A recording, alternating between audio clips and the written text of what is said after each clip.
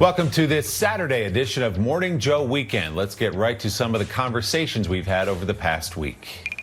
A losing battle for President Trump. That's how White House officials are describing the upcoming House vote aimed at compelling the release of all of the Justice Department's Jeffrey Epstein case files. The official made that comment to MSNBC, adding that there's still a chance White House aides meet with House Republicans to try to convince them to vote against the legislation, while acknowledging it will still likely pass despite those efforts. That would mimic the White House's failed pressure campaign this week to whip votes against the discharge petition that paved the way for this pending vote. Republican Congresswoman Lauren Boebert of Colorado signed the petition despite being summoned to the White House for a meeting with top officials and receiving a phone call from President Trump himself, all in an attempt to convince her to do otherwise. House Speaker Mike Johnson says he plans to bring the bill to a vote next week. If it passes the House, it would still need to get through the Senate and then be signed by President Trump. Again, as we said yesterday, there's some fascinating cross currents going on in the Republican Party, especially the MAGA base. Lauren Boebert had some nice words to say about Donald Trump and the people that were trying to pressure her the other day. But then she posted, of course, a video of a local TV station in Colorado praising her for being courageous and not backing down when the White House was putting so much pressure on her. So, again, a lot of cross currents there. And what's so fascinating about this, David Drucker, is you have people like, let's say, Nancy Mason, South Carolina. She wants to be the next governor there in South Carolina, but she's got to get through the Republican primary before. It used to be very easy to just say, oh, well, I'll do what Donald Trump tells me to do. That'll help me with the base. Now I get elected. With Nancy Mace, the calculation's far more complicated. And I mean, I've seen this play out before. You've seen it play out before, where you take the party line vote and then you go home and your own base sees you as being with the deep state or being to Washington. And if Nancy Mace goes along with all of the nonsense that's happening with the DOJ and the FBI and the pressuring on Epstein, then she becomes the very deep state operative, and I put that in quotes, that she and the MAGA base have been attacking for the past decade. So what is a South Carolina Republican to do? It's fascinating, Joe, because on the one hand, it's so rare that we see House Republicans, any really House Republicans, break with the president in such an overt way, especially with primary season right around the corner. But I think there are a couple of things going on here. One, Donald Trump has lost control of the Epstein conspiracy, right? These are flames that he has fanned, and now this conflagration has gotten out of control. And for the first time in his second presidency, we see him as the victim of events rather than in control of events. You know, you may like nothing that he did during the first 6 months of his presidency, but he was in control of events day to day, both in the executive branch and on Capitol Hill. And that has evaporated.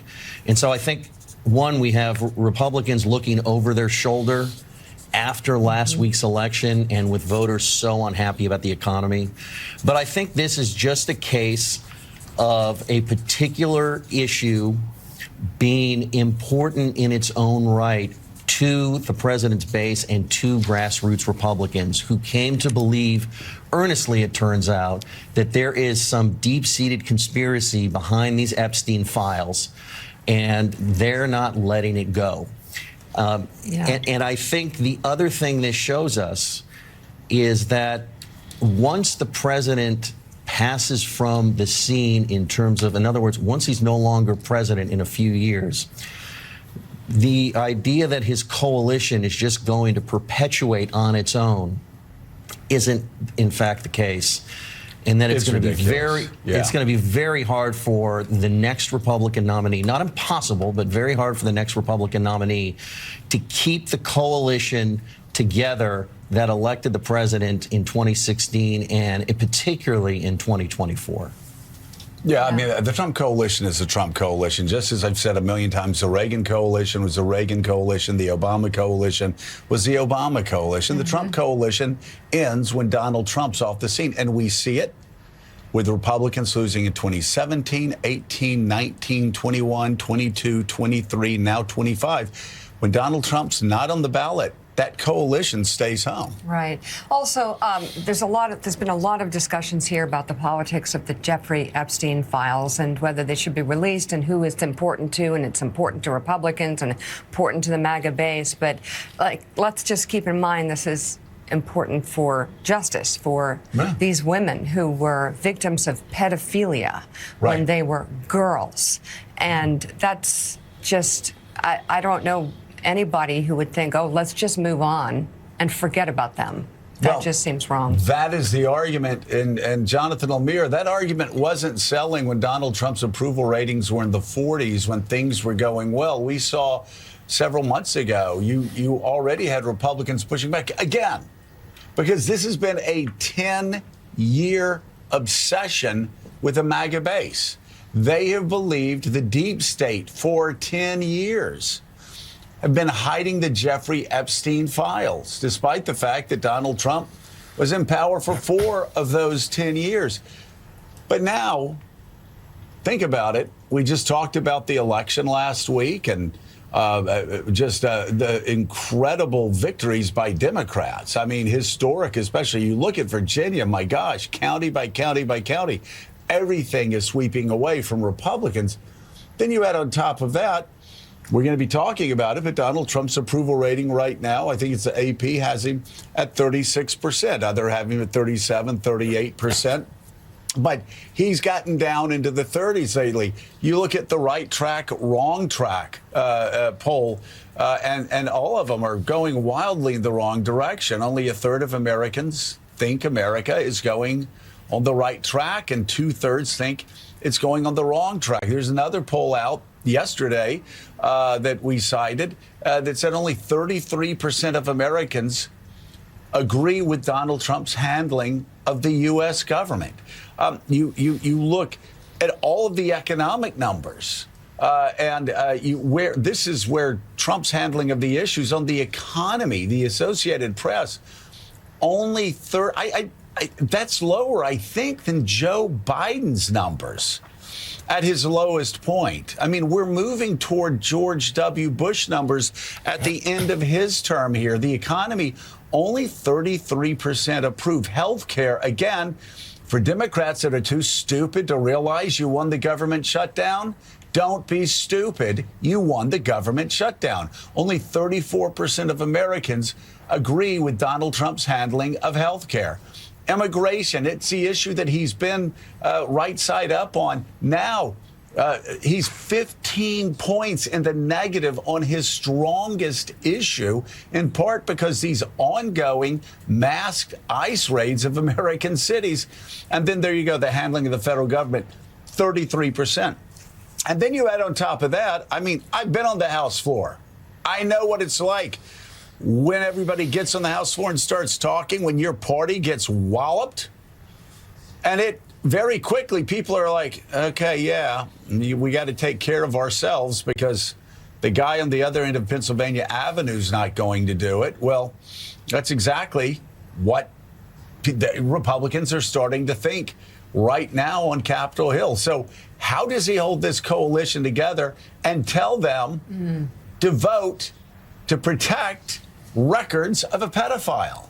Yeah, the reemergence of the Epstein story comes at the worst possible time for President Trump. Bad timing. This is the weakest moment of his second term by far. Republicans lose badly at the ballot box last week on Election Day. You just went through a lot of polls where Americans clearly unhappy with Trump's performance as president. We had the Supreme Court express real skepticism of his signature economic policy, these tariffs. That may be unwound in days ahead. We have, of course, the hubbub about the ballroom and everything else, where Trump, is slipping here. And we also are seeing he's running into, and this is rare, the limits of his power with his own party.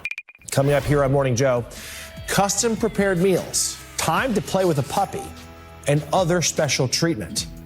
Our next guest is demanding answers from the Trump administration about the exceptions in prison made for Jeffrey Epstein's accomplice, Ghislaine Maxwell. Ranking Democrat on the House Judiciary Committee, Congressman Jamie Raskin of Maryland, will join us straight ahead.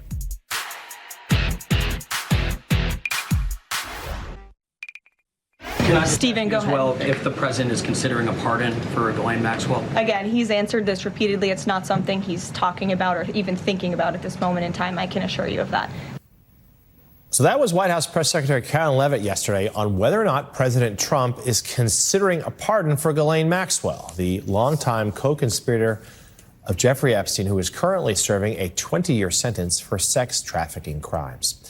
Joining us now, ranking member of the House Judiciary Committee, Democratic Congressman Jamie Raskin of Maryland. Congressman, good to see you this morning. We'll talk in a moment about the cushier conditions that Maxwell is now receiving at her current prison. I know you have lots of thoughts about that. But first, let's just start right there, that moment from the press secretary.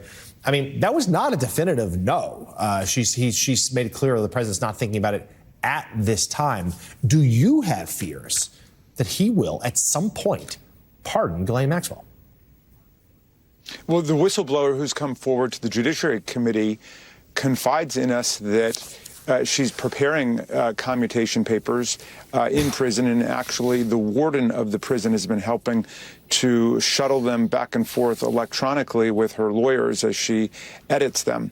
So it seems overwhelmingly likely that that is in the process, and that's all part of this very, very sweetheart contract deal she got to be switched out of a real prison into a prison camp, and even there basically be treated like a guest at a Trump hotel with five-star concierge service.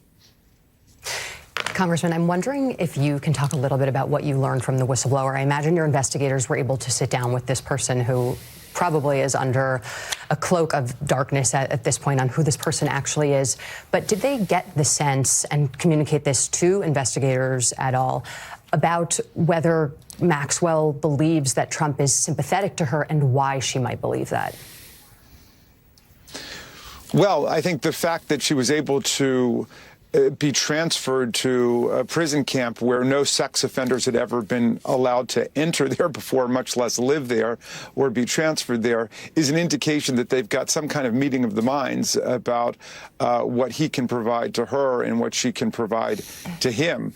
He obviously doesn't want anybody who can verify the kinds of explosive things that have just come out from our colleagues at the Oversight Committee through the Epstein estate to be verified and attested to by somebody who can go and testify about them. That's why Trump sent his number 2 at the Department of Justice, Todd Blanche, over to talk to her immediately after she was subpoenaed by the Oversight Committee. And they wanted to make sure that they had an understanding that she would not say anything about Trump that could get him into trouble. And then she would seem to be on a glide path towards clemency. And she was, to demonstrate their good faith, she was sent over to this camp. She gets to play with puppies there. She gets food brought room service style directly to her prison cell, and then there's this free speech clampdown on all of the other inmates there who are being told that they will get in trouble if they say anything about her. And one of them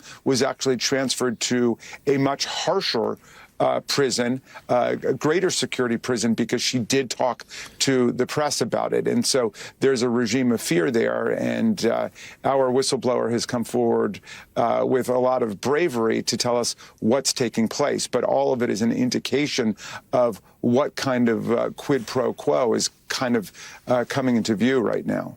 Congressman, can you give us an update as well about others who may have information, and that could be prison mates of Ghislaine Maxwell? I mean, give us an update on that and what the committee is thinking about how to talk to these people.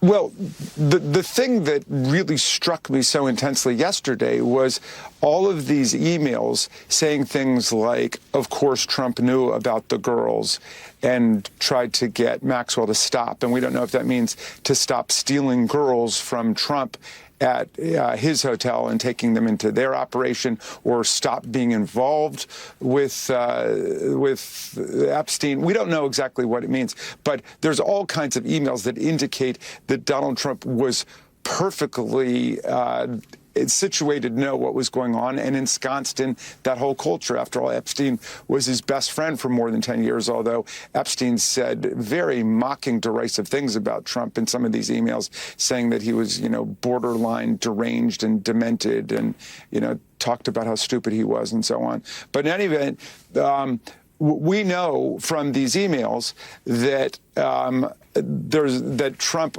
was aware of everything going on, and the Department of Justice must have these same emails, and yet none of them were released by the Department of Justice in these huge tranches of material that were sent over, including completely irrelevant press releases from many years ago and all of this flotsam and jetsam stuff. But the point is that the Department of Justice has not released any of these emails that mention Trump's name and that identify his role in all these activities. Those came from the estate of Jeffrey Epstein instead. So this is a demonstration that the government is very deliberately withholding the information that everybody is actually looking for in anything that could be damaging to Trump. Still ahead, Maine Governor Janet Mills will be our guest. She is among the Democratic leaders who've been fighting for the release of full SNAP benefits amid the government shutdown. We'll also discuss her campaign for the United States Senate up in Maine. Closely watch leading up to next year's Democratic primary. Morning Joe's coming right back.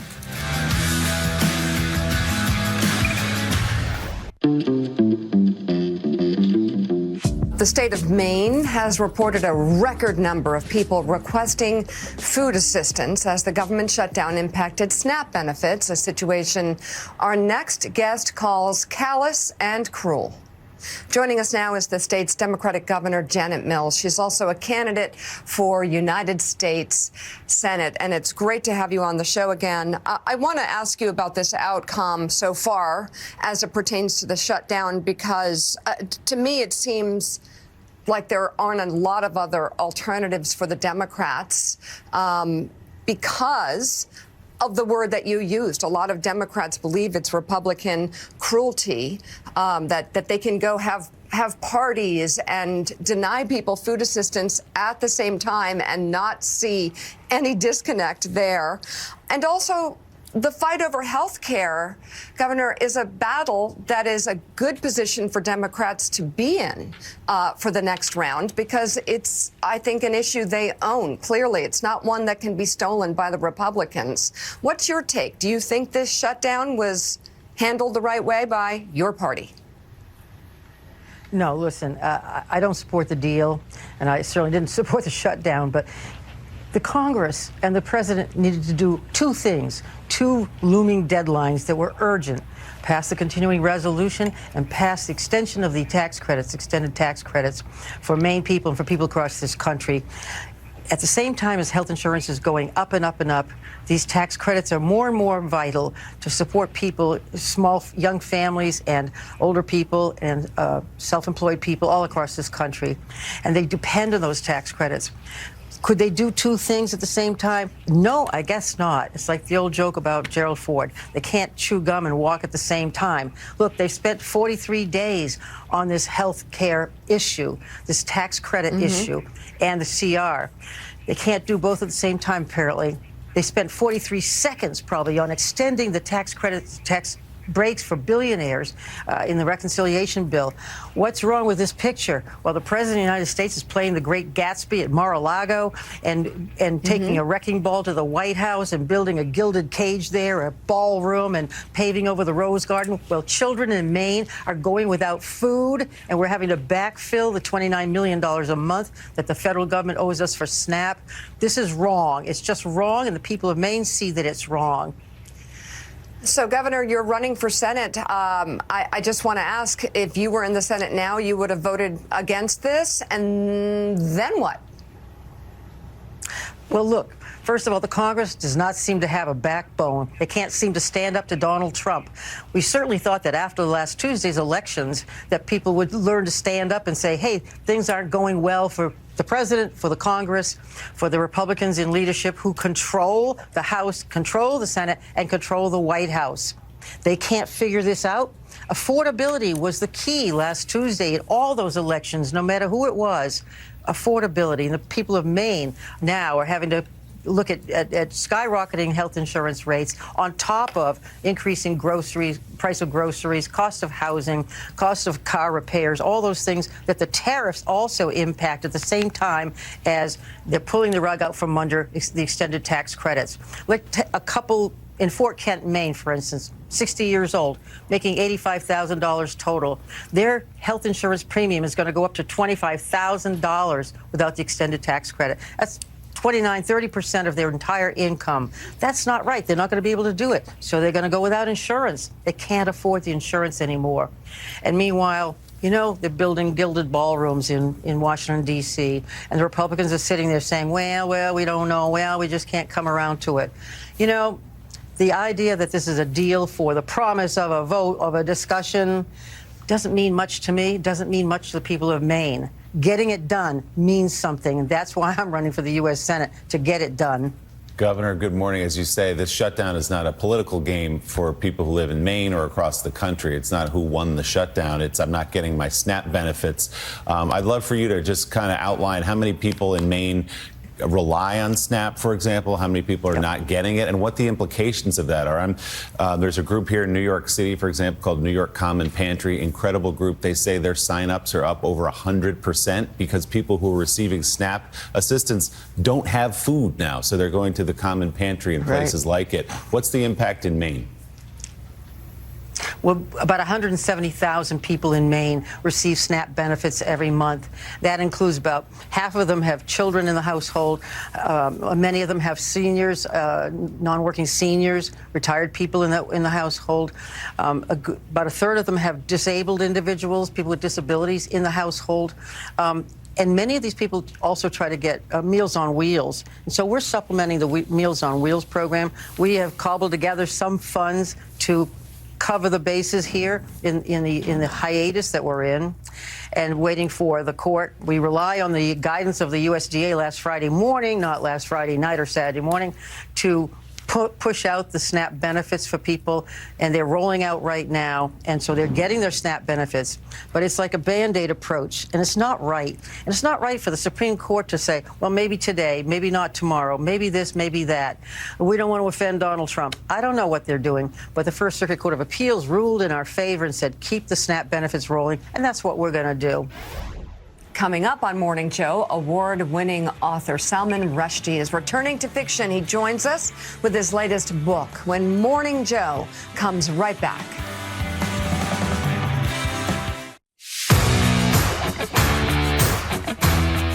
Welcome back.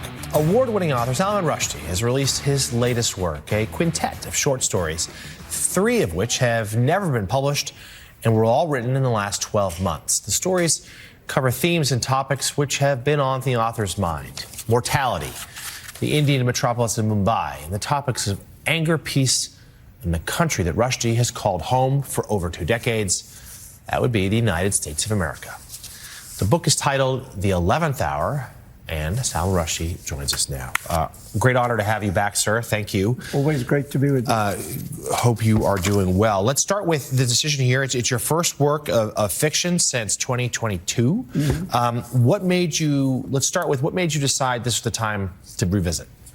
It decided for me. You know, the stories came back, and then I had to write them.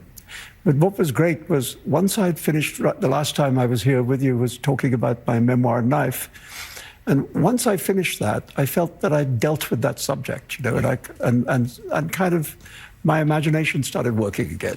And I came up with I think some of the nicest stories I've written. So it does seem, though, that the 11th hour, the subject matter, mortality, you know, though you say you dealt with that with your own, of course, we know you had a brush with death. You were attacked a few years ago on stage. We're so glad to see you do well now. But do you think there were still an after effects there you had to deal with? I think there's no question that having come that close to the end of the story focuses the mind. You know, but it's also just that I'm not a kid anymore. You know, I'm getting older, and so you think about these things more.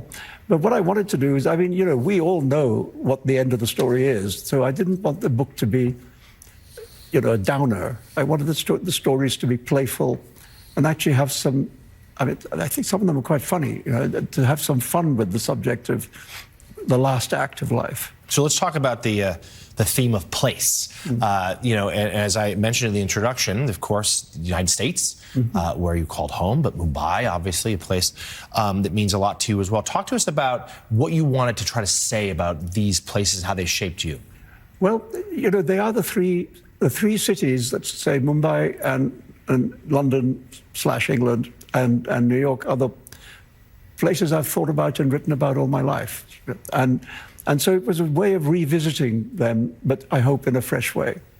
And then I feel like there's such a timeliness here, not just for you and your own life and experiences, but I wanted to highlight The Old Man on the Piazza is a pair about the freedom of speech. And it feels like that is something that we are wrestling with. And all those locations you just mentioned, India, UK, but particularly in the United States, we have seen an effort to sort of seemingly curtail that freedom. Talk to us about what you want to say about that. Well, that's the final story in the collection, is kind of an allegorical look at that subject, and it talks about how our language is breaking down, you know, about how our ability to communicate with each other, to talk to each other and hear what the other one is saying, you know, that the rifts in the society are getting so deep and so wide that, you know, if we try and shout across those rifts, we don't hear each other. You know? And I worry about that, you know. And the story is in a way is a kind of warning to say if we lose language, which is the way in which we communicate with each other, if our language ceases to be understood by others, then we're in trouble. You know? And that's what the story is about. Extremely timely on many levels. The collection of short stories titled The 11th Hour is available now. Award-winning author Salman Rushdie, thank you as always. Come back soon. Thank you. Great to see you. You too. Still ahead on Morning Joe, our next guest says cryptocurrency may or may not turn out to be good for America, but it's been spectacular for the Trump family. We're digging into how a meme coin added billions to the president's net worth and created many, many questions. Morning Joe is back in a moment. So far this year, the president has pardoned or shortened the sentences of more than 1,600 people. The latest pardon was for a cryptocurrency tycoon who is known as CZ. The company CZ founded, Binance, helped boost the profile of the Trump family's crypto firm, World Liberty Financial. He pled guilty in 2023 to violating anti-money laundering laws. Right. The government at the time said that CZ had caused significant harm to U.S. national security, essentially by allowing terrorist groups like Hamas to move millions of dollars around. Why did you pardon him? Okay, are you ready? I don't know who he is. President Trump, during that recent interview with 60 Minutes, claiming not to know the crypto billionaire he pardoned. Joining us now, Joe Nocera. He's deputy managing editor for the Free Press. He's got a new piece taking readers inside Trump's crypto cash machine. Joe, it is great to have you back at the table. Every 5 years, as you pointed out, this has become a tradition. Let's talk about this business, because I don't think people appreciate the extent of it and how President Trump has enriched himself as president, beginning about 3 days before his inauguration this year. Right. It is astonishing. From the time he was inaugurated to today, his personal net worth, according to Forbes, which is pretty reliable about this stuff, has increased by $3 billion. $3 billion. There's never been anything like this in American history, including his first term. His kids have been wildly enriched, including Barron, by the way, who's described on their website as the DeFi genius. So in one day, September 1, the family made $5 billion in the day when they issued a new cryptocurrency. I mean, and the key to the whole thing is he's the president, and people want things from him. So they're doing things for him, thinking they're going to get something in return. Now, you know, if you ask the White House, there's no quid pro quo, there's no conflict of interest, everything's on the up and up. Yeah, sure. So it's led by Don Jr. and Eric, the adult sons of the President of the United States. So how does this work? For people who don't understand cryptocurrency, fundamentally, how does he enrich himself? It is complicated. So the meme coin, which is just, it's a collectible, basically. People are buying it. It goes on the market. It started at 18 cents. 2 days later, it was $75. He's selling the meme coins. They're both getting fees, and they're making money from that. Then the second thing was a second kind of coin called a stable coin. This is the problem. These cryptocurrencies are so weird and interesting and bizarre. The stable coin, the UAE, a country, bought $2 billion worth, deposited into Binance, which is another platform, which we'll get to in a second. That's the CZ guy we heard about in 60 Minutes. And from that alone, they make $80 million just in interest. Plus the stable coin, which was a nothing burger, is now trading and making money. And then the third one is the pardon of CZ. And he went to prison for allowing his platform to be used by terrorists. I mean, this is not a little thing. And, you know, Binance, which is the company that he ran, did a whole bunch of favors for Trump, including helping the $2 billion UAE deal. And he gets a pardon. So what is he doing in exchange? What is he doing for these entities, including the UAE, including CZ, including these places where it's obviously conflict of interest? What are they getting out of it? Well, the UAE is the most important one. Because what they got was access to semiconductor chips that they had not been allowed to buy previously. Now, there's another aspect of this. Who's the Trump's partner in all of this? The Witkoffs. Who is Trump's Middle East envoy? Steve Witkoff. Who is Eric Trump and Donald Trump Jr.'s partner in their company? Zach Witkoff. So here's Steve Witkoff negotiating with the UAE over the chips, whether they should get the chips or not, and arguing for the chips inside the White House. Here's Zach Witkoff negotiating a $2 billion deal that will enrich them magnificently. It's beyond belief. Coming up, Joe's conversation with rock icon Pete Townsend. They talk about The Who's massive influence over music and the new project that is reimagining one of the band's biggest albums.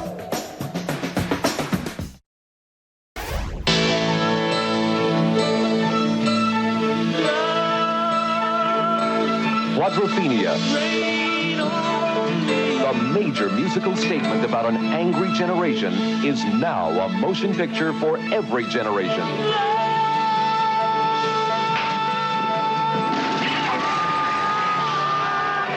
Quadrophenia, for everyone who was ever convinced he was right because the world was wrong.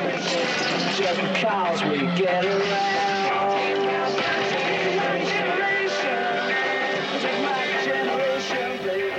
A look there at the classic work, Quadrophenia, which was written, produced, of course, just launched by the legendary musician Pete Townsend. The album has, for decades, served as a soundtrack for all the young, misunderstood dreamers out there. First, in the shape of The Who's 1973 extraordinary rock opera album. Then, that's a 1979 cult classic film you just saw a part of there. And now, it's taking on a new form as a rock ballet. In this version, an orchestra takes on Townsend's classic riffs as an A-list group of dancers tell the story of Quadrophenia through movement. And what's being heralded by critics as a razor-sharp reboot, one in which audiences just can't look away. And with us now, the legendary Pete Townsend of the legendary who composed the album Quadrophenia over 50 years ago, and Rachel Fuller as an orchestrator behind the rock ballet who took Pete's music and made it work for the stage. Thank you guys so much for being with us. And, you know, Pete, it's fascinating that 50 years on, Quadrophenia continues to really have a grip on people's imagination across the world. Talk about why you think that is, other than the extraordinary songs on there, and why time for this classic reboot.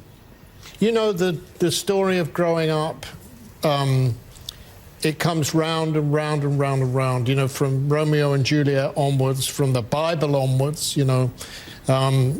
Growing up is hard, and it manifests in different ways. And in today's generation, young people are ever more concerned with self-examination and making sure that their processes are right, you know, gender issues, sexual issues, political issues, issues about global warming, all of that stuff. You know, the echo is that I grew up in the post-war era, when all we were really worried about was the nuclear bomb. And even that is back in black now. So I think some of the stuff that the kids of the 60s, the mods and rockers era, which is what Quadrophenia is about in the UK, it echoes today really loudly, I think.